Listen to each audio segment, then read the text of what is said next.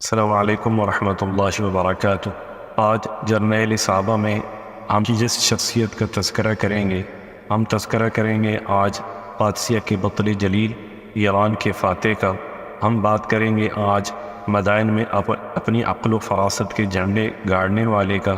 ہم بات کریں گے آج عراق کے ہر دل عزیز گورنر کا۔ ہم بات کریں گے آج دریائے دجلہ میں بے خطر گھوڑے دوڑانے والے کا۔ ہم بات کریں گے آج ایران میں پوجی جانے والی آگ کو ہمیشہ کے لیے بجھا دینے والے کا۔ ہم بات کریں گے آج کوفہ شہر کو آباد کرنے والے کا۔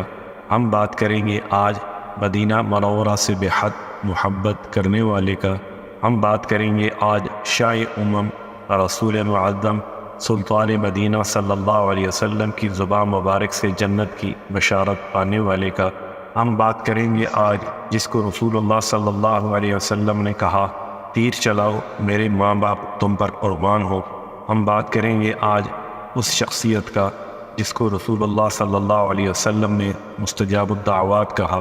ہم بات کریں گے آج جس نے اپنی ماں کو کہا، اگر تیری سو جانے بھی ہوں اور اگر وہ نکل جائے تو میں پھر بھی اپنے پرانے دین کے اوپر یعنی عالم کفر کے اوپر دوبارہ نہیں جاؤں گا۔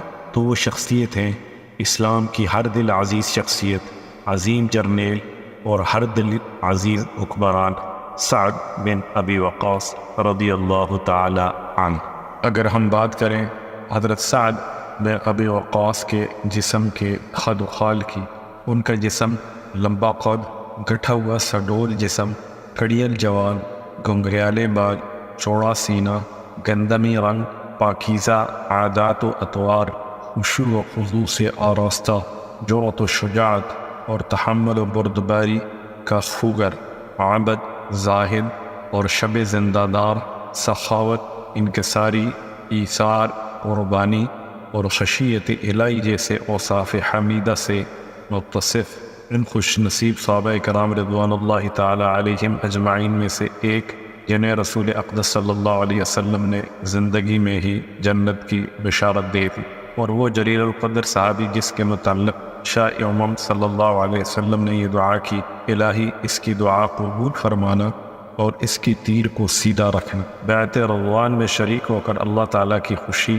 حاصل کرتے ہوئے قرآن حکیم میں اپنا نام درج کرانے والا قسمت کا دھنی، غزوہ بدر میں شرکت کا اعزاز حاصل کرنے والا نڈر سپاہی، غزوہ احد میں دشمن پر تیروں کی بوچھاڑ کرنے والا تجربہ کار تیر انداز، جس سے خوش ہو کر شاہ امم صلی اللہ علیہ وسلم نے ارشاد فرمایا، سعد تیر چلاؤ، اس پر میرے ماں باپ قربان ہوں۔ حضرت سعد بن ابی وقاص 17 سال کی عمر میں مسلمان ہوئے، دار ارقم میں تربیت حاصل کی، شعب ابی طالب میں رسول اقدس صلی اللہ علیہ وسلم کے ساتھ مصائب و مشکلات کو خندہ پیشانی سے جھیلا، پوری زندگی ایک عظیم جرنیل کی حیثیت سے میدان جنگ میں کارہائی نمایاں سر انجام دیتے رہے۔ ان کی زندگی کا ایک ایک لمحہ عام مسلمانوں کے لیے بالعموم اور فوجی جوانوں کے لیے بالخصوص مشعل راہ ہے۔ سرزمین عراق کے مشہور و معروف مقام پرجسر، جس پر لشکر اسلام کا عراقی فوج سے آمنا سامنا ہوا، عراقی لشکر جرار خان ٹھوک کا میدان میں اترا ہوا تھا۔ گونسان کا رن پڑا دشمن کی طرف سے حملہ اس قدر زوردار اور تیز تھا کہ ایک ہی دن میں 4000 مجاہد شہید ہو گئے۔ امیر المؤمنین حضرت عمر بن الخطاب رضی اللہ عنہ یہ اندوہناک خبر سن کر بہت افسردہ ہوئے، اور انہوں نے خود میدان کارزار میں پہنچ کر لشکر اسلام کی قیادت سنبھالنے کا پختہ ارادہ کر لیا، اور دارالخلافہ مدینہ منورہ میں حضرت علی رضی اللہ عنہ کو مسند خلافت پر جلوہ افروز ہونے کا حکم صادر فرمایا۔ چند مجاہدین کو ساتھ لیا اور سوئے عراق چل دیے۔ ابھی مدینہ منورہ سے تھوڑے ہی فاصلے پر پہنچے تھے کہ حضرت عبد الرحمن بن عوف کو پتہ چلا امیر المؤمنین راحت سفر باندھ کر چل دیے ہیں۔ یہ صورتحال دیکھ کر بہت گھبرائے، انہیں اپنے اس ارادے سے روکنے کے لیے پیچھے دوڑے۔ حضرت عمر بن خطاب ابھی تھوڑی دور گئے تھے، ان کا راستہ روکا اور عرض کیا، امیر المؤمنین آپ اپنے فیصلے پر نظر ثانی کریں، ان حالات میں آپ کا مرکز اسلام مدینہ منورہ میں رہنا بہت ضروری ہے۔ میری رائے میں بہتر یہ ہے لشکر اسلام کی قیادت کسی تجربہ کار اور نڈر جرنیل کے سپرد کی جائے۔ اس وقت مسلمان نازک ترین حالات سے دوچار ہے، امت مسلمہ کو آپ کی بہت ضرورت ہے۔ میدانی کارزار میں اترنے والے اور اپنے جنگی حکمت عملی سے دشمن کا منہ موڑنے والے جوان مرد، شیر دل، ماہر مجاہدین موجود ہیں۔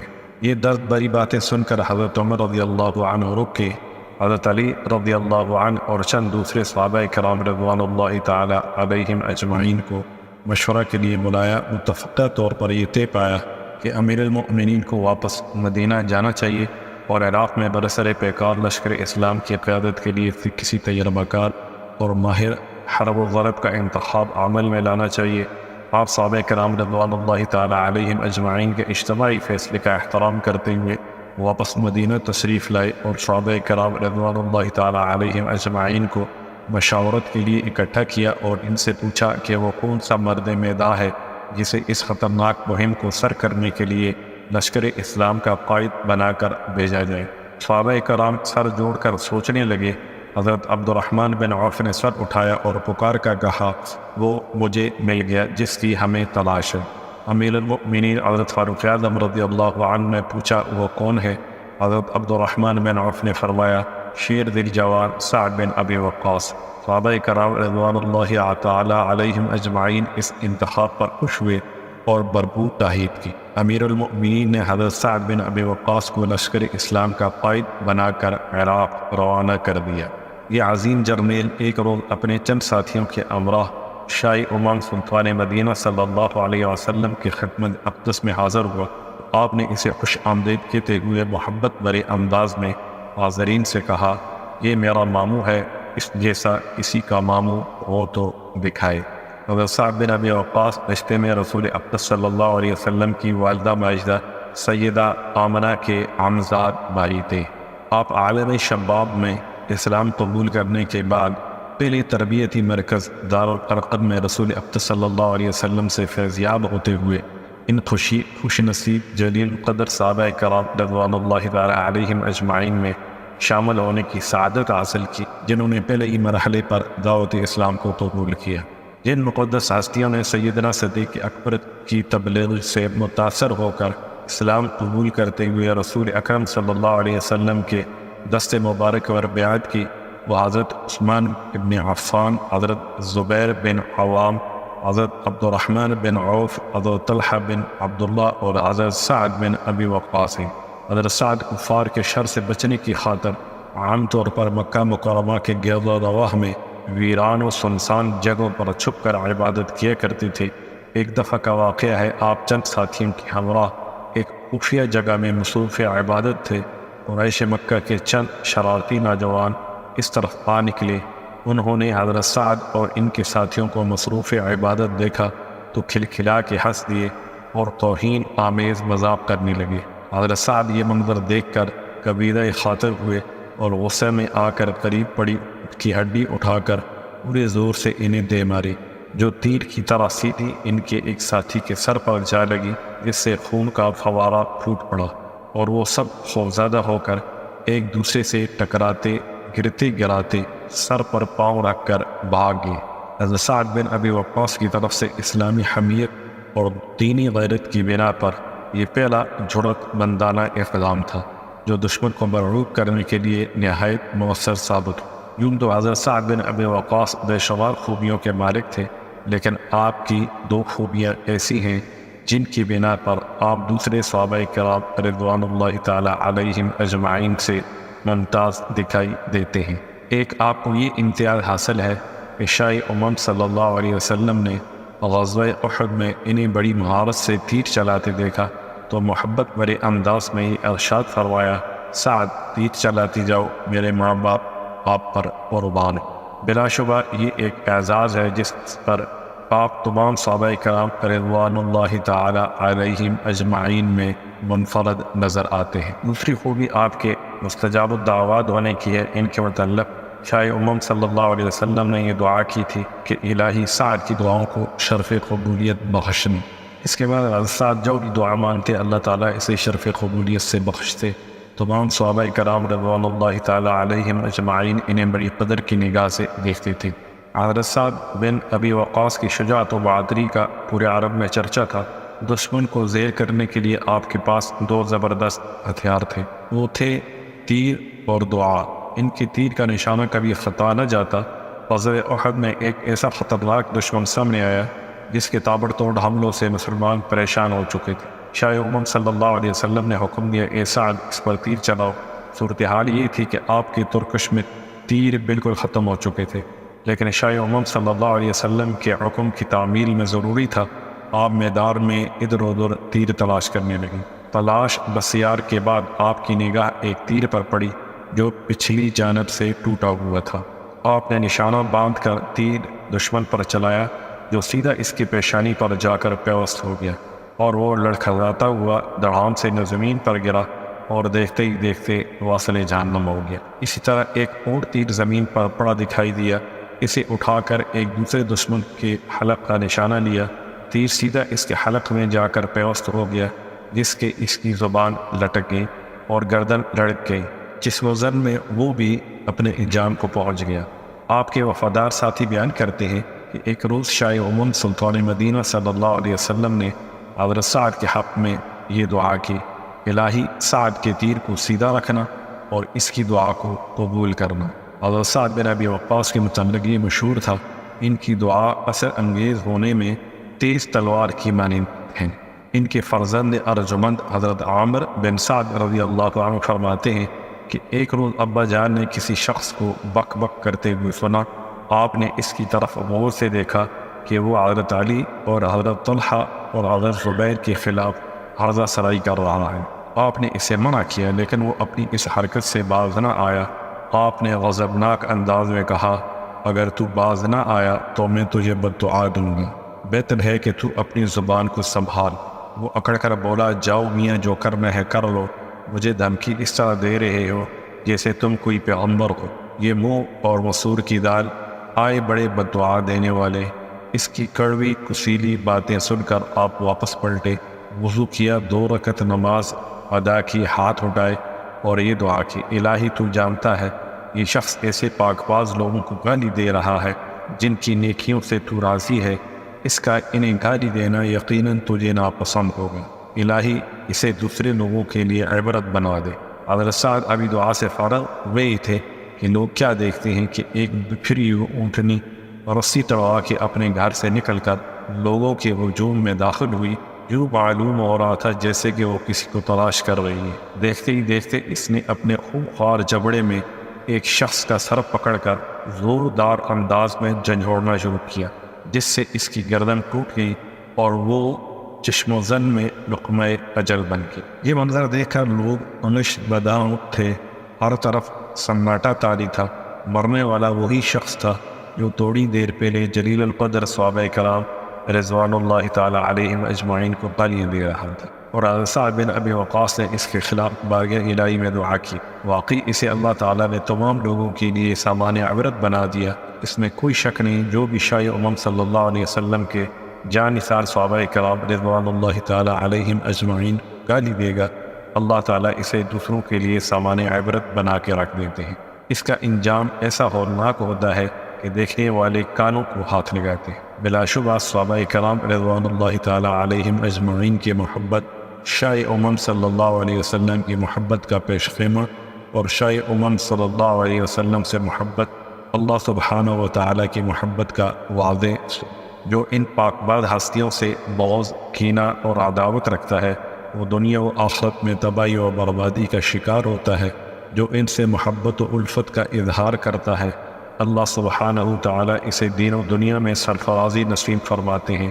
الہی ہمارے دلوں میں قدسی نفوس صحابہ کرام رضوان اللہ تعالی علیہم اجمعین کی محبت پھوٹ پھوٹ کر بھر دے، اور قیامت کے دن ان عظیم المرتبت ہستیوں کا ساتھ نصیب فرمانا جنہوں نے تیرے پیارے پیغمبر صلی اللہ علیہ وسلم کے ایک ایک اشارے پر مر مٹنے کو اپنے لیے سعادت اور راحت جاں سمجھا۔ حضرت سعد بن ابی وقاص پاکیزہ روح، یقین، محکم اور اخلاص و کامل کے پیکر تھے۔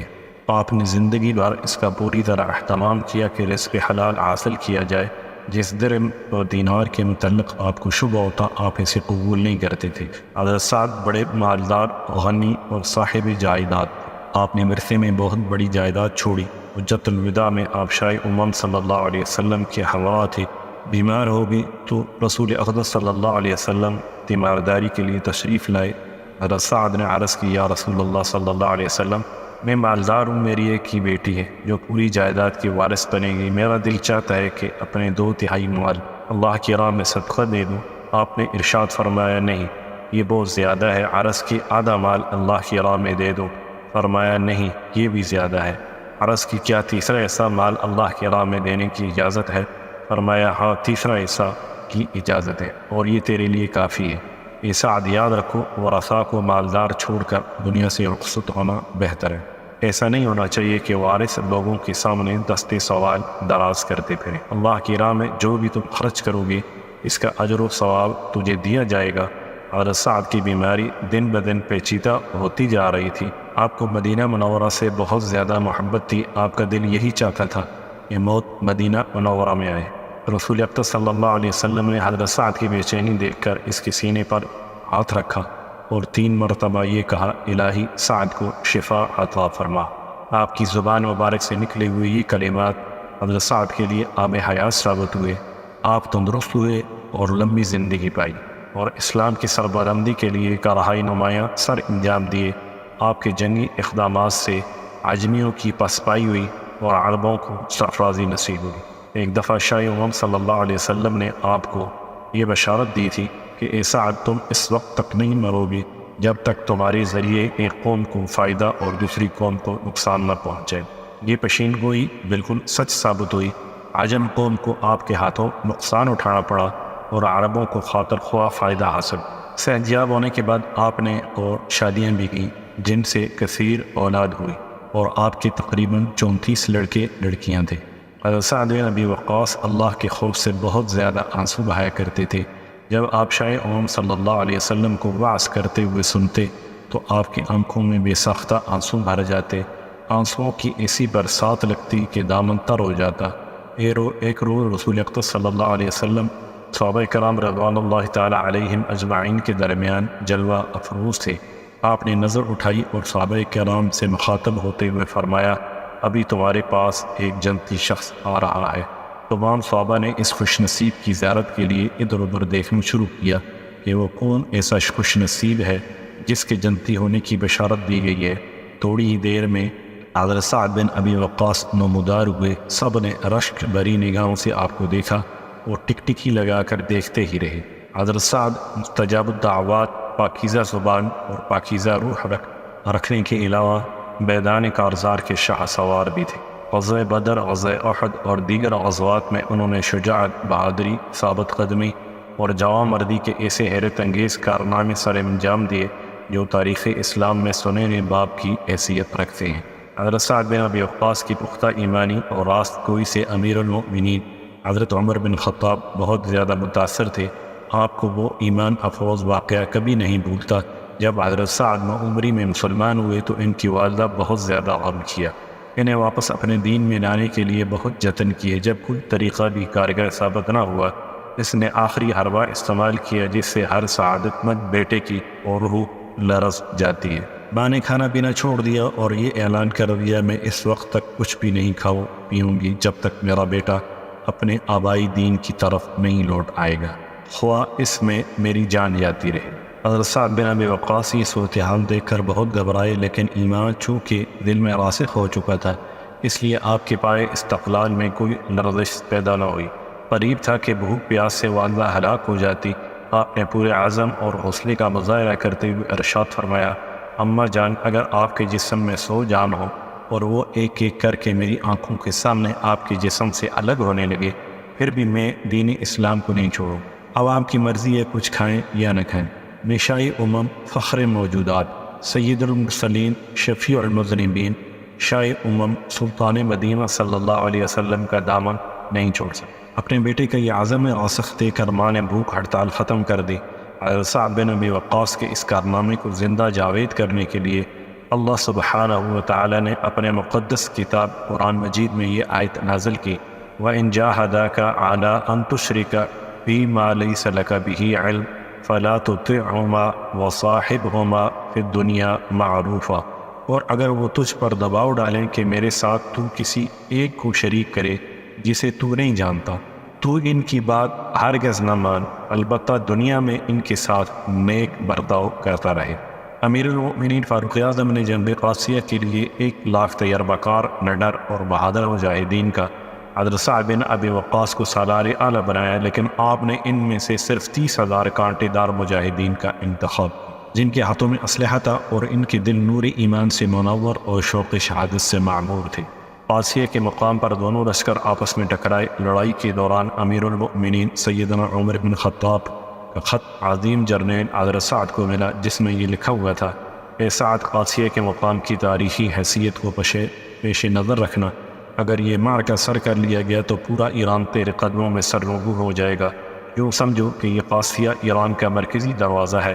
کہیں اس غرور میں مبتلا نہ ہو جانا کہ تم رسول اقدس صلی اللہ علیہ وسلم کے قرابت دار ہو۔ یاد رکھنا، اللہ سبحانہ و تعالیٰ کے ہاں مقام و مرتبہ اس کی اطاعت و فرمانبرداری کی بنا پر ملتا ہے۔ اللہ سب لوگوں کا رب ہے اور وہ تمام اس کے بندے ہیں۔ تم ہمیشہ شاہ امم سلطان مدینہ صلی اللہ علیہ وسلم کے اس مشن کو پیش نظر رکھو جو وہ ہمیں سپرد کر کے اس دنیا سے رخصت ہوئے ہیں۔ خط کے آخر میں یہ تحریر تھا: مجھے تمام حالات سے آگاہ رکھنا، تم اسے اس میدان میں اترو گے، کہاں پڑاؤ ہوگا، تمہارا دشمن اس وقت کتنے فاصلے پر ہے، تمہاری طرف سے پل پل کی خبر مجھے اس طرح ملنی چاہیے جیسے تمہیں میں اپنی آنکھوں سے دیکھ رہا ہوں۔ اچھا، اللہ نگہبان۔ عظیم جرنیل حضرت سعد بن ابی وقاص نے بھی اسلامی لشکر کی قیادت کا حق ادا کرتے ہوئے مرکز کو تمام تر تفصیلات سے آگاہ رکھا، یہاں تک کہ آپ نے امیر المؤمنین کو ہر مجاہد کے متعلق الگ الگ تفصیل اور معلومات فراہم کی، اور یہ بھی بتایا مجاہدین کو انفرادی اور اجتماعی طور پر کس طرح فرائض سونپے گئے ہیں۔ ادھر ایران نے بھی اپنی فوج اور عوام کو اتنی بڑی تعداد میں قادسیہ کے مقام پر جمع کر دیا کہ اس سے پہلے ایران کی تاریخ میں کوئی ایسی مثال نہیں ملتی۔ قادسیہ کے مقام پر دونوں فوجیں آمنے سامنے خم ٹھونک کر آئیں۔ مقابلے میں ایران کا خطرناک جرنیل رستم اپنی فوج کی قیادت کر رہا تھا۔ حضرت سعد نے امیر المؤمنین کو خط لکھا کہ ایرانی جرنیل پوری طرح کیل کانٹے سے لیس ہو کر ہمارے مقابلے میں آ چکا ہے، اس کے لشکر میں دیے ہوئے کل ہاتھی بھی دکھائی دے رہے ہیں۔ فوج کے شانہ بشانہ ایرانی عوام کی اکثریت میدان میں اتر چکی ہے، مقابلہ بڑا سخت دکھائی دیتا ہے۔ اس نازک صورتحال میں کس طرح آگے بڑھا جائے، آپ کے حکم کا بڑی شدت سے منتظر ہوں۔ امیر المؤمنین نے جوابی خط لکھا جس میں یہ تحریر کیا: آپ گھبرائیں نہیں، ایرانیوں کو میدان میں آنے دیں، یاد رکھو تم تمام تر طاقت اللہ کے قبضہ میں ہے، یکسو ہو کر اللہ سے مدد مانگو، ہر دم اسی پر بھروسہ رکھ کرو۔ دوسرا کام یہ کرو، اپنے لشکر میں سے چوٹی کے بہادر، تجربہ کار، زیرک اور فصیح البیان مجاہدین کا ایک وفد تشکیل دے کر شاہ ایران کی طرف بھیجو، وہ جا کر اسے دین کی طرف دعوت دے۔ وفد کے ساتھ شاہ ایران جس طرح پیش آئے اس کی تفصیلات سے مجھے آگاہ کرو، ہر روز تازہ ترین صورتحال کے متعلق مجھے لکھا کرے، ضروری تاکید ہے۔ اچھا، اللہ آپ کا حامی و ناصر ہو۔ عظیم جرنیل حضرت سعد بن ابی وقاص نے امیر المؤمنین کے حکم کی تعمیل کرتے ہوئے چند بہادر، نڈر، معاملہ فہم، پنچایتی امور کے ماہر، بلیغ اللسان، فصیح البیان اور باروب و باکمال افراد پر مشتمل ایک وفد تشکیل دے کر شاہ ایران کی طرف روانہ کیا۔ وفد قلندرانہ انداز میں بے خوف و خطر شاہ ایران کے دربار میں پہنچا۔ گلیمی فقیری میں انداز خسروانہ دیکھ کر دربار میں تھرتھراہٹ پیدا ہوگی۔ امیر وفد نے شاہ ایران کو یہ پیغام دیا: اللہ تعالیٰ نے ہمیں اس لیے منتخب کیا ہے کہ ہم اس کی مخلوق کو بت پرستی کی دلدل سے نکال کر توحید کے چشمہ صافی کی طرف لے آئیں، دنیا کو جہالت کی تاریکی سے نکال کر علم کی روشنی کے حوالے کر دیں، عوام الناس کو ظالم و جابر حکمران کے چنگل سے نکال کر اسلام کے عدل و انصاف سے فیضیاب ہونے کے مواقع فراہم کریں۔ جو ہماری دعوت کو قبول کرے گا ہم اسے کچھ نہیں کہیں، اور نہ ہی اس کا علاقہ ہم اپنے قبضے میں لیں گے، بلکہ وہاں کا انتظام و انتظام انہی کے سپرد کر کے ہم واپس لوٹ جائیں گے۔ لیکن جس نے ہماری اس دعوت کو ٹھکرایا، اس سے ہمارا اعلان جنگ ہے، اور یہ جنگ اس وقت تک جاری رہے گی جب تک اللہ تعالیٰ کے نظام کو اس زمین پر نافذ نہ کر دیا جائے، اور اللہ تعالیٰ کا کیا ہوا وعدہ ہم حاصل نہ کر لیں۔ شاہ ایران نے بڑے تعجب سے پوچھا: اللہ تعالیٰ نے تم سے کیا وعدہ کر رکھا ہے؟ امیر وفد نے شاہانہ انداز میں جواب دیا، ہمارے شہداء کے لیے جنت اور زندہ بچ جانے والوں کے لیے سربلندی و سرفرازی۔ اور ساتھ ہی بڑے طنطراف سے شاہ ایران سے کہا، اگر تم اسلام قبول نہیں کرتے تو ہم تمہیں آگاہ کر دینا چاہتے ہیں کہ مستقبل قریب میں یہ ملک ہمارے قبضے میں ہوگا، ہمارا تخت و تاج چھن جائے گا، یہ شاہانہ ٹھاٹ باڑ قصہ ماضی بن جائے گی۔ شاہ ایران کو اس گفتگو کا ہر جملہ یوں محسوس ہوا جیسے زیر میں بھیگا ہوا تیر اس کے کلیجے میں پیوست ہو رہا ہے۔ غضب آلود نگاہوں سے دیکھتے ہوئے گرجدار آواز میں داوان کو اپنے پاس بلایا۔ وہ شاہی آداب بجا لیتے ہوئے حاضر ہوا اور عرض کی، کیا حکم ہے میرے حضور؟ حکم دیا باہر سے فوری طور پر مٹی لے آؤ۔ حکم کی تعمیل کرتے ہوئے مٹی خدمت میں پیش کی گئی۔ اس نے توہین آمیز انداز میں مٹی وفد پر اچھال دی۔ حضرت عمرو بن معدی کرب نے آگے بڑھ کر چادر پھیلا دی اور وہ مٹی اس میں آ گری اور وہ اسے چادر میں لپیٹ کر وفد کے ہمراہ دربار سے نکل آئے اور عظیم جرنیل حضرت سعد بن ابی وقاص کے سامنے مٹی سے اٹی ہوئی چادر رکھتے ہوئے فرمایا، جناب علی فتح مبارک ہو، شاہ ایران نے اپنی زمین کی مٹی ہماری جھولی میں ڈال دی ہے۔ وفد نے حضرت سعد بن ابی وقاص کو صورتحال سے آگاہ کرتے ہوئے کہا، لڑائی ناگزیر ہے، لاتوں کے بھوت باتوں سے نہیں مانا کرتے، اب فیصلہ میدان جنگ میں ہو۔ یہ جرأت مندانہ باتیں سن کر حضرت سعد بن ابی وقاص کی آنکھوں میں آنسو بہائے، فرمانے لگے، کاش یہ لڑائی کچھ عرصہ پہلے شروع ہو جاتی یا کچھ دن مزید تاخیر سے شروع ہو۔ صورتحال یہ تھی کہ جب وفد نے لڑائی کے ناگزیر ہونے کی اطلاع دی، اس وقت حضرت سعد رضی اللہ عنہ کا جسم تھوڑے پھنسیوں سے بھرا ہوا تھا۔ عرق النساء کا مرض بھی لاحق تھا، چلنا پھرنا اور اٹھنا بیٹھنا دشوار ہو چکا تھا، گھوڑے پر سوار ہونا تو ممکن ہی نہ تھا۔ اسی کشمکش میں مبتلا تھے کہ کیا کیا جائے۔ اچانک ان کے ذہن میں یہ بات آئی کہ نہیں، مجھے ایسا نہیں سوچنا چاہیے کیونکہ رسول اقدس صلی اللہ علیہ وسلم نے لفظ کاش استعمال کرنے سے مسلمانوں کو منع کر دیا ہے۔ ذہن میں یہ خیال آتے ہی پورے جوش و جذبے سے اٹھے اور لشکر سے ولولہ انگیز انداز میں خطاب کرتے ہوئے یہ آیت پڑھی، وَلَقَدْ كَتَبْنَا فِي الزَّبُورِ مِن بَعْدِ الذِّكْرِ أَنَّ الْأَرْضَ يَرِثُهَا عِبَادِيَ الصَّالِحُونَ۔ خطاب سے فارغ ہوتے ہی لشکر کو ظہر کی نماز پڑھائی، فوجیں آراستہ ہوئی، مشہور شعراء اور ہر دل عزیز خطیب گھور افشانی کرنے لگے۔ ان کے اثر انگیز کلام سے لشکر میں ارتعاش پیدا ہونے لگا۔ مشہور خطیب وزیر اسدی نے کہا، اے عظیم جرنیل سعد بن ابی وقاص کے ساتھیوں، اپنی تلواروں کو قلعہ بناؤ اور دشمن کے مقابلے میں شیر بن جاؤ، نگاہیں نیچی رکھو، تلواریں جب کت ہو جائیں تو تیر آزماؤ، یاد رکھو جہاں تیرا تیر اپنا راستہ بنا لیتا ہے وہاں تلوار بے بس دکھائی دیتی۔ میدان جنگ میں ہر طرف جوش و جذبے کے ولولہ انگیز مناظر دکھائی دے رہے تھے۔ قراء، عظام اور علماء کرام سورہ انفال و سورہ توبہ سے آیات جہاد پڑھ کر مجاہدین کے جوش و جذبے کو میز لگا رہے تھے۔ ان آیات کے اثر سے سننے والوں کے دل دہل گئے۔ جب جوش و ولولہ اپنے نقطۂ عروج کو پہنچا تو عظیم جرنیل حضرت سعد بن ابی وقاص نے نعرہ تکبیر لگا کر مجاہدین کو دشمن پر پڑنے کا حکم دے دیا۔ گھمسان کا رن پڑنے سے پہلے قدیم جنگی دستور کے مطابق ایک کے مقابلے میں ایک آیا۔ مبارزت شروع ہوئی۔ ایرانی فوج کا کڑیل جوان دے باور ریشم کا بنا ہوا دفاعی لباس زیب تن کیے ہوئے میدان میں نکلا۔ مقابلے میں لشکر اسلام سے عمرو بن معدی کرب آئے۔ دشمن نے طاق کر تیر مارا لیکن یہ ترا دے گئے اور بچ نکلے۔ آپ بڑی تیزی سے گھوڑا دوڑاتے ہوئے اس کی طرف آگے بڑھے۔ چشم زنگ میں اس کے پہلو میں پہنچ کر تلوار کا ایسا زوردار وار کیا، اس کی گردن کٹ کر دور جا گری۔ اس کے بعد مبارزت کے اصول کو پیش نظر رکھتے ہوئے کئی نوجوان آمنے سامنے آئے اور اپنی طاقت کا بھرپور مظاہرہ کیا۔ پھر گھمسان کا رن پڑا۔ ایرانی فوج ہاتھیوں کو میدان میں لے آئی۔ اسے بالائے ناگہانی کو دیکھ کر مجاہدین کے گھوڑے خوفزدہ ہو کر بتکنے لگے۔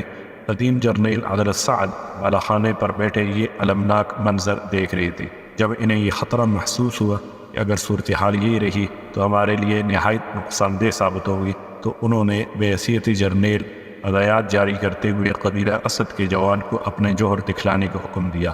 قبیلہ اسد کے عظیم سردار جناب طلیحہ نے اپنے قبیلے کے نوجوانوں کو جوش دلاتے ہوئے کہا، جوانوں آگے بڑھو، تمہاری عظمت کا اعتراف کرتے ہوئے جرنیل سعد بن ابی وقاص نے تمہیں پکارا ہے۔ آج تمہارے جنگی تجربے اور بہادری کا امتحان ہے۔ اسلام کی سربلندی کی خاطر کٹ مرنے اور دشمن کے چھکے چھڑانے کے لیے تیار ہو جاؤ۔ آگے بڑھو، پہاڑ نما ہاتھیوں سے ٹکراؤ، تمہاری ٹھوکر سے تو پہاڑ بھی دو نیم ہو جایا کرتے ہیں۔ قبیلہ بنو اسد کے جوان جذبہ جہاد سے سرشار ہو کر نیزے ہاتھ میں لیے خطرناک ہاتھیوں پر پڑ پڑے۔ ان کی جواں مردی و پامردی کے آگے دے ہوئے کل ہاتھی نہ ٹھہر سکے۔ پہلے تو تیروں کی بوچھاڑ سے ہاتھی سواروں کو نشانہ بنایا، وہ یوں گرنے لگے جیسے پکا ہوا پھل درخت سے گرتا ہے۔ بعض نوجوانوں نے تلوار کے وار سے بعض ہاتھیوں کے سونگ کاٹ ڈالے، جس سے تمام ہاتھی بد حواس ہو کر اپنے ہی لشکر کو رونتے ہوئے پچھلے قدموں سرپٹ دوڑے۔ لڑائی کے پہلے دن میدان مجاہدین کے ہاتھوں میں رہا، کچھ مجاہدین شہید۔ جائے قادسیہ کا یہ پہلا معرکہ دشمن پر رعب و دبدبہ قائم کرنے کا باعث بنا۔ دوسرے دن آفتاب طلوع ہوا، شہداء کے لاشیں دفنائے گئے، زخمیوں کی مرہم پٹی کا اہتمام کیا گیا، مجاہدین کو صف بندی کا حکم دیا گیا۔ لڑائی ابھی شروع نہیں ہوئی تھی کہ حضرت ابو عبیدہ بن جراح کی طرف سے بھیجی گئی کمک ہاشم بن عتبہ کی قیادت میں میدان جنگ میں پہنچ گئی۔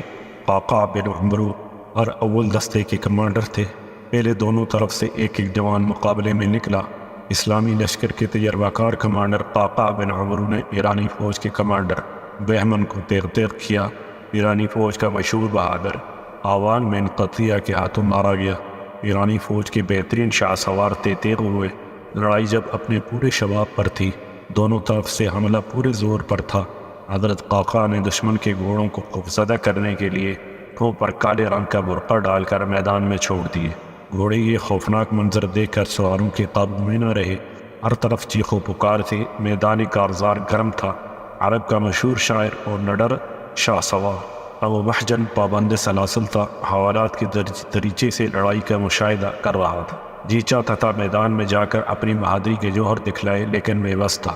جرنیل سعد بن ابی وقاص کی بیوی سے التجا کی، مجھے اس شرط پر چھوڑ دیا جائے کہ اگر میں زندہ بچ نکلا تو میں واپس آ کر اپنے پاؤں میں بیڑیاں ڈال لوں۔ پہلے تو جرنیل کی بیوی سلمہ نے آزادی دینے سے انکار کر دیا، لیکن جب اس کا اصرار بڑھا اور درد بھرے لہجے میں یہ شعر پڑھنے لگا، میرے لیے اتنا ہی غم کافی ہے کہ شاہ سوار نیزہ بازی کر رہے ہیں اور مجھے پابند سلاسل کر کے چھوڑ دیا گیا ہے اور میری تنابیں کس دی گئی ہیں۔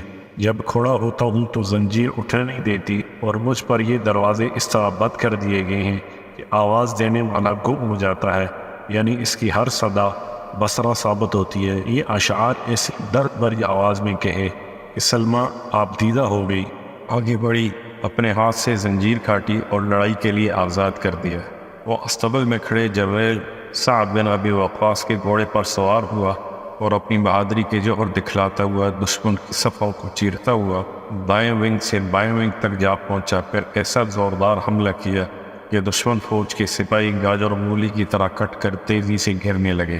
عظیم جرنیل حضرت سعد بن ابی وقاص یہ منظر دیکھ کر حیران ہوئے اور پہلو میں بیٹھی ہوئی بیوی سے کہا، یہ انداز تو مجھے ابو محجن کا لگتا ہے، لیکن وہ تو پابند سلاسل ہے۔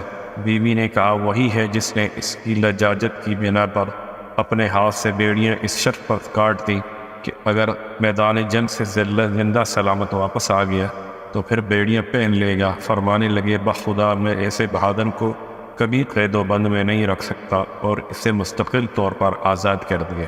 لڑائی کے دوسرے دن بھی مجاہدین دشمن پر غالب رہے، لیکن لڑائی فیصلہ کن ثابت نہ ہوئی۔ تیسرا روز شروع ہوا، لڑائی تھمنے کا نام نہ لیتی تھی۔ شاہ ایران برابر میدان جنگ میں تازہ دم فوج بھیج رہا تھا۔ تجربہ کار کمانڈر قعقاع بن عمرو رضی اللہ عنہ نے تیسرے روز کے لیے ایک نئی تدبیر اختیار کی کہ بہت سے شاہ سواروں کو حکم دیا کہ رات کی تاریکی میں ملک شام کی جانب کوچ کرے، کسی مناسب فاصلے پر جا کر رک جائیں اور پھر وہاں سے صبح صادق ہوتے ہی 100 سواروں کے دستے اپنے گھوڑے سر پٹ دوڑاتے ہوئے میدان کی طرف آئیں۔ تھوڑے تھوڑے وقفے کے بعد جب یکے بعد دیگرے نعرہ تکبیر لگاتے ہوئے مجاہدین کے دستے میدان جنگ میں آنے لگے تو ایرانی فوج پر دہشت طاری ہو گئی۔ اس نے سمجھا کہ تازہ دم فوج شام کی طرف سے آ گئی ہے۔ لیکن شاہ ایران اور اس کا بہادر اور نامور جرنیل رستم کسی طرح بھی شکست تسلیم کرنے کے لیے تیار نہ تھے۔ میدان میں مسلسل ڈٹے رہے۔ اس تیسرے روز ہاتھیوں کی حفاظت کے لیے دائیں بائیں فوج تعینات تھی، لیکن عمرو بن معد نے اپنے ساتھیوں کو اطلاع دیتے ہوئے دیو وکل ہاتھی پر حملہ کرنے کی جرأت کا مظاہرہ کیا۔ ہر چند کے خود بھی زخمی ہوئے، لیکن ہاتھی کا سونڈ کاٹنے میں کامیاب ہو گئے، جس سے ہاتھی الٹے پاؤں بھاگے جو اپنی فوج کو روندنے لگے، لیکن مقابلہ میں ایرانی فوج اتنی زیادہ تھی کہ اسے مکمل پسپا کرنے کے آثار بظاہر دکھائی نہ دے رہے تھے۔ حضرت قعقاع رضی اللہ عنہ نے چند بہادر شاہ سواروں کا ایک دستہ ترتیب دیا اور خود اس کی قیادت کرتے ہوئے ایرانی فوج کی جرنیل رستم کی طرف پیش قدمی کی۔ وہ تخت پر بیٹھا ایرانی فوج کو لڑا رہا تھا۔ ایک زوردار حملے کے ذریعے رستم کے تخت تک پہنچنے میں کامیاب ہو گئے۔ اس نے جب یہ صورتحال دیکھی تو چھلانگ لگا کر تخت سے نیچے آیا۔ کچھ دیر مقابلہ کیا، جب کوئی چارہ نظر نہ آیا تو بھاگ نکلا۔ مجاہدین نے تعاقب کیا، آگے نہر آ گئی۔ اس نے بچاؤ کے لیے نہر میں چھلانگ لگا دی، لیکن ہلال نامی مجاہد جو اس کے پیچھے تھا، اس نے بھی نہر میں چھلانگ لگا دی اور اس کو دبوچ لیا۔ ٹانگوں سے گھسیٹ کر باہر لائے اور تلوار سے گردن اڑا دی اور اعلان کر دیا گیا کہ ایرانی فوج کے کمانڈر رستم کو مار دیا گیا ہے۔ اس سے ایرانی فوج کے حوصلے ٹوٹ گئے، بگڈر مچ گئی۔ مجاہدین نے دور تک ایرانی فوج کا پیچھا کیا اور میدان خالی ہو گیا۔ فتح و نصرت مجاہدین کے نصیب میں آئی۔ ہر جنگ کے عظیم جرنیل حضرت سعد بن ابی وقاص بذات خود تو اس معرکے میں بیماری کی وجہ سے شریک نہ ہو سکے، لیکن لڑائی کے دوران مسلسل ہدایات جاری کرتے رہے۔ قلعہ کے بالائی مقام پر بیٹھے ہوئے تھے۔ یہاں سے مارکہ آرائی کا پورا منظر ان کی نظروں کے سامنے تھا۔ مسلسل ہدایات جاری کرتے رہے۔ اس جنگ کی کامیابی میں مجاہدین کے جوش و جذبہ ایمانی کے علاوہ جرنیل کی حسن تدبر کا بھی بڑا عمل دخل ہے، لہذا جنگ قادسیہ میں فتح کا سہرا عظیم جرنیل حضرت سعد بن ابی وقاص رضی اللہ عنہ کے سر باندھا جائے گا۔ جنگی تاریخ میں یہ دستور ہمیشہ مسلم رہا ہے کہ جرنیل کو فوج کی کامیابی و ناکامی کا ذمہ دار ٹھہرایا جاتا ہے، خواہ وہ مارکہ بذات خود شریک ہو یا کسی وجہ سے شریک نہ ہو سکے۔ عظیم جرنیل حضرت سعد بن ابی وقاص باوجود بیماری ہونے کے پھر بھی قلعہ کے بالائی منظر سے میدان جنگ میں برسرے کے پیکار مجاہدین کو مسلسل یہ ہدایات جاری کرتے: مجاہدوں، دائیں طرف دیکھو، اب بائیں جانب پیش قدمی کرو، مغیرہ تم آگے قدم بڑھاؤ، جریر تم پیچھے ہٹو، نعمان تم تلوار کا وار کرو، اشعث آگے بڑھ کر حملہ کر دو، اور اے قعقاع تم بھی تیزی سے آگے بڑھو۔ اے جانصارے، اے جانصاران اسلام اور اے شاہدون صلی اللہ علیہ وسلم کے وفا شعار ساتھیوں، شاباش تمہارے قدم رکنے نہ پائے۔ چشم فلک تمہاری شجاعت، بہادری، بے جگری، جذبہ جہاد اور شوق شہادت پر رشک کی کنا ہے۔ مجاہدوں، تمہاری کامیابی و کامرانی صرف 2 قدم پر تمہارا انتظار کر رہی ہے۔ جنگ قادسیہ میں مسلمانوں کو عظیم فتح نصیب ہوئی، لیکن لشکر اسلام کا فاتحانہ سفر جاری رہا۔ جنگ قادسیہ میں فتح حاصل کرنے کے بعد مدائن میں لشکر اسلام کا ایرانیوں کے ساتھ مقابلہ ہوا۔ یہاں بھی ایرانی کیل کانٹے سے لیس ہو کر میدان میں اترے تھے۔ یہاں لشکر اسلام کے لیے ایک مشکل یہ تھی، ایرانی فوج اور اسلامی لشکر کے درمیان درائے دجلہ حاوی تھا۔ ایرانی دریا کے کنارے پر مورچہ زن تھے، انہوں نے یہاں دفاعی طرز عمل اختیار کیا ہوا تھا، اور انہوں نے اپنے بچاؤ کی خاطر درائے دجلہ کے تمام پل مسمار کر دیے تھے۔ فیصلہ کن مارکہ آرائی کے لیے ضروری تھا۔ لشکر اسلام پیش قدمی کرے۔ عظیم جرنیل حضرت سعد بن ابی وقاص کے لیے ایک بڑا ہی پیچیدہ مسئلہ تھا کہ دریا کو کس طرح عبور کیا جائے، جبکہ یہ خطرہ بھی پیش نظر تھا دریا کو عبور کرتے ہوئے کنارے پر پہنچنے سے پہلے ہی کہیں دشمن فوج ہم پر حملہ آور نہ ہو جائے۔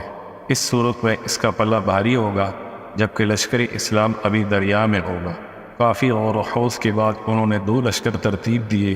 ایک لشکر کو پہلے دریا عبور کرنے کا حکم دیا اور اس کا سالار حضرت عاصم بن عمرو کو مقرر کیا، اور دوسرا لشکر کچھ فاصلہ رکھتے ہوئے دریا عبور کرے، اور اس کی قیادت کا فریضہ حضرت قعقاع بن عمرو رضی اللہ عنہ کے سپرد کیا گیا۔ اس ترتیب میں حکمت عملی کا پہلو یہ تھا کہ جب پہلا لشکر کنارے تک پہنچے گا دشمن فوج اس کے مقابلے میں الجھ جائے گی، اور اس طرح دوسرا لشکر اس قابل ہوگا کہ دریا عبور کرتے ہی دشمن پر کاری ضرب لگائے۔ یہ جنگی سکیم اس قدر کامیاب رہی کہ دیکھنے والے حیران رہ گئے، اور جنگی تاریخ مرتب کرنے والے عظیم جرنیل اور سعد بن ابی وقاص کو داد دیے بغیر نہ رہ سکے۔ اسلامی جرنیل نے اللہ پر کامل بھروسہ کرتے ہوئے اپنے گھوڑے کو دریا میں اتار دیا۔ زبان پر حسبنا اللہ و نعم الوکیل کا ورد جاری تھا۔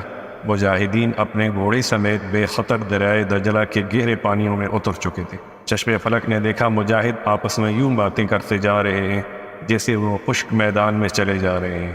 حضرت سلمان فارسی رضی اللہ عنہ بھی اس لشکر میں شامل تھے۔ انہوں نے اس موقع پر ایسے ایمان افروز کلمات کہے جو تاریخ کے اوراق میں سنہری حروف سے لکھے جانے کے قابل ہیں۔ انہوں نے فرمایا، اسلام ایک کامل اور آفاقی دین ہے۔ اللہ کی قسم، اسلام کے ماننے والوں کے سامنے دریا بھی اس طرح ہیج ہیں جس طرح صحرا۔ مجھے قسم ہے اس ذات کی جس قبر میں میری جان ہے، آج جتنے مجاہد دریا کے پانی میں داخل ہوئے ہیں اتنے ہی سلامتی سے باہر نکل آئیں گے۔ دریا کا گہرا پانی ان کا کچھ بھی بگاڑ نہیں سکے گا۔ تاریخ شاہد ہے، دریا عبور کرتے ہوئے کسی بھی مجاہد کی ایک رسی تک بھی ضائع نہیں ہوئی۔ ہاں، ایک مجاہد کے ہاتھ سے پیالہ گر گیا تھا۔ اس نے اپنے ساتھیوں سے کہا، پیالہ تلاش کرنے میں میری مدد کرو۔ اتنے میں وہ کیا دیکھتے ہیں کہ پانی کی ایک لہر میں پیالہ تیرتا ہوا ان کی طرف آ رہا ہے، جسے بڑی آسانی سے پکڑ لیا گیا۔ سبحان اللہ اللہ۔ اس واقعے سے متاثر ہو کر علامہ اقبال نے کہا تھا، دشت تو دشت دریا بھی نہ چھوڑے ہم نے، بحر ظلمات میں دوڑا دیے گھوڑے ہم نے۔ یہ ہیبت ناک منظر دیکھ کر ایرانی یہ پکارتے ہوئے بھاگ گئے، دیو آگے یہ ہمیں ہڑپ کر جائیں گے، لیکن ایرانی فوج کا جرنیل ثابت قدم رہا۔ چند ایرانی فوجیوں نے اس کا ساتھ دیا، لیکن پھر ہی حملے میں ان سب کا صفایا کر دیا گیا اور مرکزی شہر مدائن پہنچ کر شاہی محلات پر قبضہ کر لیا گیا۔ شاہی ایران یزدگر پہلے ہی محلات چھوڑ کر بھاگ چکا تھا۔ وہاں سے حاصل ہونے والا تمام مال غنیمت مدینہ منورہ روانہ کر دیا گیا۔ عظیم جرنیل سعد بن ابی وقاص لشکر اسلام کی قیادت کرتے ہوئے جب مدائن شہر میں فاتحانہ انداز میں داخل ہوئے تو وہاں ہر طرف سناٹا کا عالم دیکھ کر زبان پر یہ کلام الہی جاری ہوا، کم ترکو من جنات و عیون و زروع و مقام کریم و نعمت کانوا فیہا فاکہین کذالک و اورثناها قوما آخرین۔ کس قدر باغات اور چشمے اور کھیتیاں اور عمدہ مقام اور نعمت چھوڑ گئی جس میں خوش و خرم زندگی بسر کرتے تھے، اور ہم نے ان چیزوں کا مالک دوسری قوموں کو بنا دیا۔ مدائن فتح ہوتے ہی عراق مکمل مسلمانوں کے قبضہ میں آ گیا۔ اسلامی حکومت کی طرف سے امن و آشتی کا عام اعلان کر دیا گیا تاکہ خوفزدہ ہو کر اپنے گھروں کو چھوڑ کر بھاگ جانے والے واپس آ جائیں اور اپنے گھروں کو آباد ہو۔ اعلان سنتے ہی سب لوگ اپنے گھروں کو واپس لوٹ آئے۔ جن کی مال و دولت اور عزت و ناموس کا تحفظ کیا گیا۔ عراق پر مکمل قبضہ ہو جانے کے بعد دربار خلافت کی جانب سے عظیم جرنیل حضرت سعد بن ابی وقاص کو عراق کا گورنر مقرر کر دیا گیا۔ کسی ملک کو فتح کرنا جس طرح مشکل ہے، اس سے بڑھ کر اس مفتوحہ ملک میں نظام کو قائم کرنا ہوتا ہے، لیکن حضرت سعد بن ابی وقاص نے جس طرح بحیثیت جرنیل اپنی بہادری اور جرأت کا سکہ بٹھا دیا، اس طرح بحیثیت حکمراں اپنے حسن و تدبر اور انتظامی صلاحیتوں کو بروئے کار لاتے ہوئے پورے عراق کو تھوڑے ہی عرصے میں ایک مثالی ملک بنا دیا۔ امیر المؤمنین سیدنا عمر بن خطاب رضی اللہ عنہ کو اطلاع دی گئی مجاہدین کو فضا راس نہیں آ رہی، اکثر کی صحت گرتی جا رہی ہے، تو جواب آیا کسی پر فضا جگہ پر ایک نیا شہر تعمیر کیا جائے اور اس میں تمام مجاہدین کو رہائشی سہولتیں مہیا کی جائے۔ لہٰذا ایک عمدہ جگہ متحق کر کے وہاں کوفہ شہر آباد کیا گیا اور اس میں اتنی ہی کالونیاں تعمیر کی گئیں جتنے اسلامی لشکر میں قبائل۔ ہر قبیلے کو ایک کالونی رہنے کے لیے دی گئی۔ کوفہ کے وسط میں ایک وسیع و عریض مسجد بھی تعمیر کی گئی جس میں بیک وقت 40,000 نمازی نماز پڑھ سکتے تھے۔ اس نے انتظام کی وجہ سے پورے عراق میں ہر طرف خوشحالی نظر آنے لگی اور سب امن و سکون سے زندگی بسر کرنے لگے۔ حضرت سعد بن ابی وقاص کے عدل و انصاف، جود و سخا، حسن سلوک اور عمدہ طرز عمل سے رعاب بہت خوش تھی، لیکن بعض کوفیوں نے اپنی سرکش اور ہٹ درمی کو بروئے کار لاتے ہوئے دارالخلافہ کو شکایات ارسال کی کہ ہمارا گورنر نواز اچھی طرح نہیں پڑھاتا، عبادات میں سست روی کا مظاہرہ کرتا ہے۔ امیر المؤمنین سیدنا فاروق اعظم رضی اللہ عنہ نے یہ شکایت موصول ہوتے ہی حضرت سعد بن ابی وقاص کو مدینے طلب کیا۔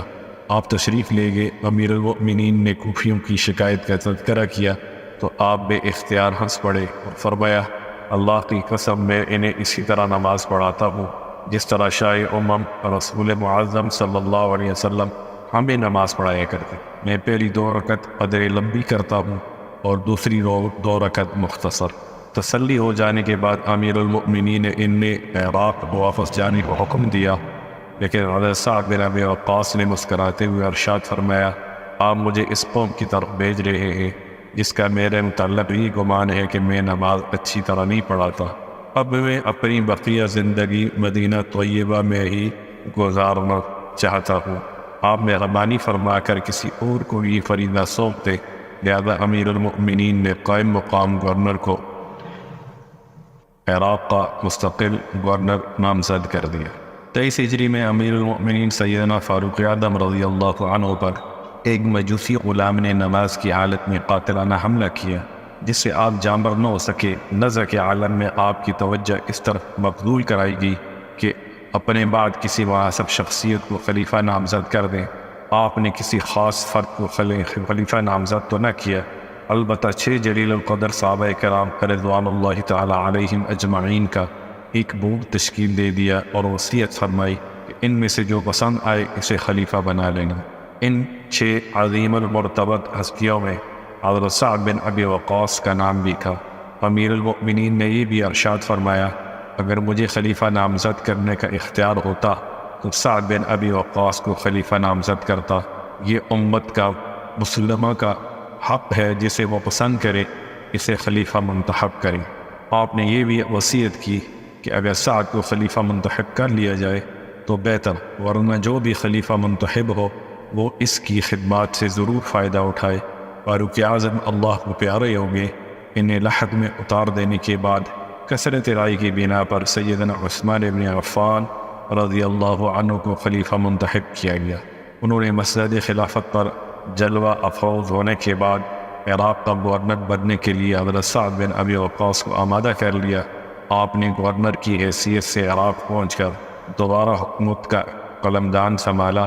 3 سال یہ خدمت سر انجام دینے کے بعد حضرت عبداللہ بن مسعود وزیر خزانہ سے اختلافات کی بنا پر اس عہدہ سے دستبردار ہو کر دوبارہ سوئے مدینہ رحلت سفر باندھ گئے۔ مدینہ طیبہ سے 10 میل کے فاصلے پر مقام عقیق پر انہوں نے اپنے لیے ایک محل تعمیر کرا لیا تھا، جس میں گوشہ نشینی کی زندگی بسر کرنے لگے۔ جنگ جمل اور جنگ صفین کے دل خراش حادثے میں حضرت سعد بن ابی وقاص بالکل الگ تھلگ رہے۔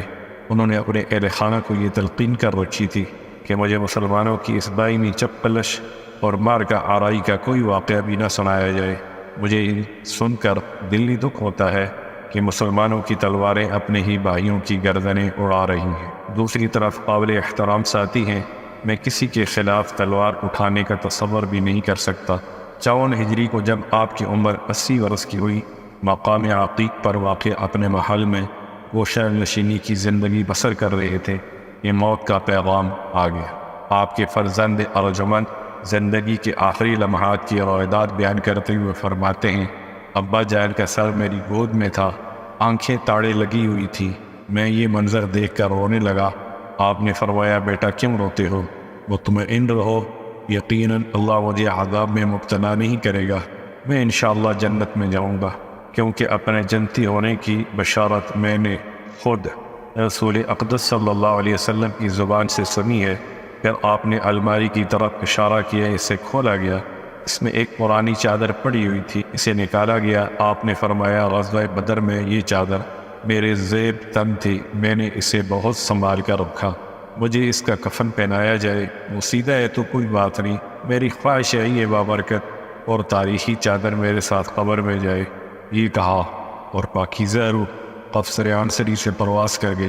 مجاہدین صحابہ کرام رضوان اللہ تعالیٰ علیہم اجمعین میں یہ سب سے آخر میں اللہ کو پیارے ہوئے اور جنت البقیع میں دفن ہوئے۔ یہ اللہ سے راضی، اللہ ان پر راضی۔ اے قادسیہ کے بطل جلیل، اے ایران کے فاتح، اے مدائن میں اپنی عقل و فراست کے جھنڈے گاڑنے والے، اے عراق کے عرض العزیز گورنر، اے دریائے دجلہ میں بے خطر گھوڑے دوڑانے والے، اے ایران میں پوجی جانے والی آگ و ہمیشہ کے لیے بجھا دینے والے، اے کوفہ شہر کو آباد کرنے والے، اے مدینہ منورہ سے بے حد محبت کرنے والے، اے شاہی امم رسول معظم سلطان مدینہ صلی اللہ علیہ وسلم کی زبان مبارک سے جنت کی بشارت پانے والے، عظیم جرنیل اور عرض العزیز حکمران سعد بن ابی وقاص، الوداع الوداع۔ سدا بہار جنت میں خوش رہو، شاداب رہو، جنت کی پرکیف فضاؤں میں سدا پھولوں کی طرح مسکراتے رہو، جنت کی بہاروں سے دل بہلاتے رہو۔ السلام علیکم ورحمۃ اللہ وبرکاتہ۔